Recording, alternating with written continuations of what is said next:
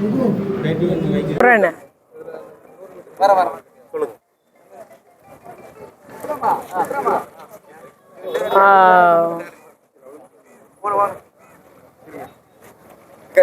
வாங்க வாங்க தம்பி வாங்க. அதான்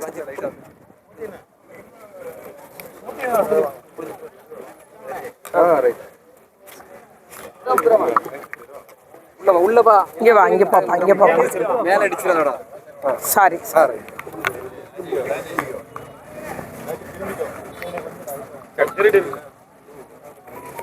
மதசார்பற்ற முற்போக்கு கூட்டணியினுடைய வேட்பாளராக இன்னைக்கு தூத்துக்குடி தொகுதியிலே திமுக வேட்பாளராக இன்னைக்கு வேட்புமனு தாக்கல் செய்துள்ளோம்.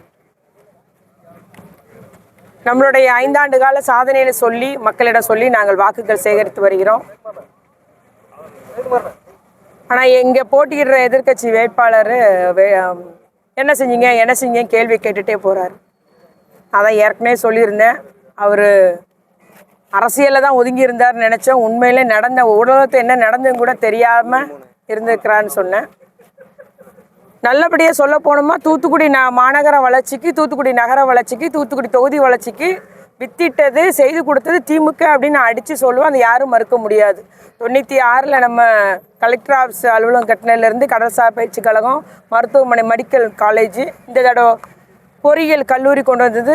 அதுபோல் நமக்கு மாநகராட்சி ஆக்கியது. அதன் மூலம் நம்முடைய நகர வளர்ச்சிக்கு, மாநகர வளர்ச்சிக்கு வித்திட்டது. இந்த தடவை வின்பாஸ்ட் தொழில் நிறுவனம், நியோ டைட்டில் பார்க் என்ற அந்த ஐடி பார்க்கு, அதுபோல் கடல் நீரை குடிநீராக்கும் அந்த திட்டம், அதுபோல் நம்மளுக்கு பசுமை ஹைட்ரஜன் என்ற அந்த ஒரு நிறுவனம் தொடங்கப்பட்டிருக்குது. சுற்றிலும் நம்முடைய புதிய 2ஆம் ஃபேஸ் 2 சிப்காட்டுக்கு ஒரு இடம் எடுக்கப்பட்டு சூரிய உற்பத்தி, மின் உற்பத்தி நிறுவனம் அத்தனை தொடங்கப்பட்டிருக்குது.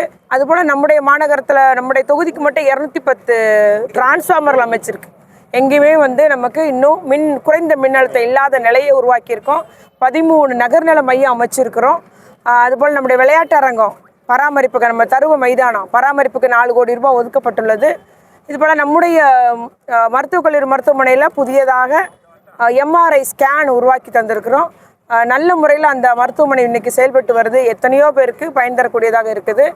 இப்படி நம்ம சாதனைகளை அடுக்கிக் கொண்டே போகலாம். மட்டுமல்லாமல் நம்முடைய பகுதி மக்களுக்கு அரசு நலத்திட்டங்களை பெற்றுத்தருவதற்காக பல்வேறு முகாம்கள், எண்ணிலடங்கா முகாம்கள், மருத்துவ முகாமாக இருக்கட்டும், ரேஷன் கார்டு முகாமாக இருக்கட்டும், இப்படி நிறைய முகாம்கள் நான் பெற்று தந்துள்ளேன் என்பதை நான் இங்கே கூறிக்கொள்ள விரும்புகிறேன். அதனால் 5 வருஷமாக மக்களோடு மக்களாக இருந்து தான் பணியாற்றணும். இன்றைக்கி மட்டும் இல்லை, இவர் 4வது பைப்லைனை பற்றி பேசுகிறாரு. நீங்கள் எல்லாம் கோப்பெடுத்து பார்த்தா தெரியும். 4வது பைப்லைனுக்கு ஆய்வறிக்கைக்கு நிதி ஆய்வு பண்ண டிபிஆர், டீட்டெயில் ப்ராஜெக்ட் ரிப்போர்ட்டுக்கு நிதி ஒதுக்கீடு செய்யப்பட்டது 2011ஆம் ஆண்டு.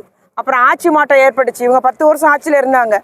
திட்டத்தை முழுமையாக நிறைவேற்றலை. இதை யார்கிட்ட கேட்கணும்னா, புறநகரில் உள்ள மக்கள்கிட்ட போய் மடத்தூரோ மீளவிட்டானா முத்தையாபுரம் மக்கள்கிட்ட கேட்டால் தெரியும். இப்போ தான் 2 வருஷமாக நம்ம அவங்களுக்கு நல்ல தண்ணி கொடுக்குறோம், தினசரி தண்ணி கொடுக்குறோம், பாதுகாக்கப்பட்ட குடிநீர் அவர்களுக்கு வழங்கப்பட்டு வருகிறது. அதுதான் உண்மை நிலைமை. அதனால் மக்களுக்கு தெரியும் யார் வேலை செஞ்சால், யாருடைய ஆட்சி காலத்தில் எந்த கட்சி நமக்கெல்லாம் செஞ்சு தந்தாங்கன்னு தெரியும்.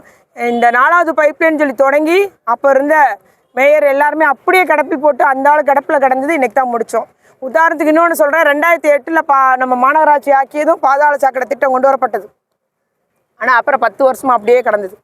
மீண்டும் ஆட்சிக்கு வந்த பின்பு இப்போ 2021, 22, 22, 21 தான் திட்டம் முழுமையாக நிறைவேற்றப்பட்டு கூடுதலாக புறநகருக்கு இன்றைக்கி பாதாள சாக்கடை திட்ட பணி இன்றைக்கி நடைபெற்று வருகிறது. விரிவாக்கம் செய்து கொண்டே போகிறோம். இவ்வாறு அடுக்கிக் கொண்டே போகலாம். அதனால் அவர் சும்மா என்ன செஞ்சீங்கன்ற கேள்வி மக்கள்கிட்ட சொல்லி குழப்பலாம் நினைக்காரு. ஆனால் மக்கள்கிட்ட நேரம் கேட்டாலே அவங்களுக்கு தெரியும். இப்போ தான் நல்ல முறையில் தண்ணி குடிச்சிட்டு இருக்கிறாங்க. நன்றி. மக்கள் வரவேற்பு பிரகாசமாக இருக்குது. எங்களுடைய கூட்டணி கட்சி